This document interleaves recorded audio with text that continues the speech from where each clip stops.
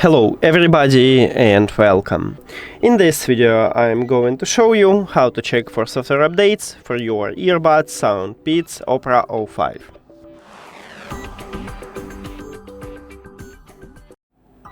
You have to start by open SOUNDPEATS application, and if you add your earbuds to the application you will see the same menu as I have, this one.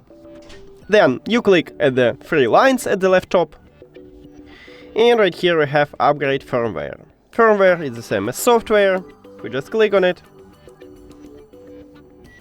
And it checked for updates and it said that I have the last software version. If you haven't, at the bottom you will see a button download, you just click on it and it will install update for you. And that's it. Thank you for watching this video. If you found it helpful, please consider subscribing to the channel and leave the like on the video. See you later!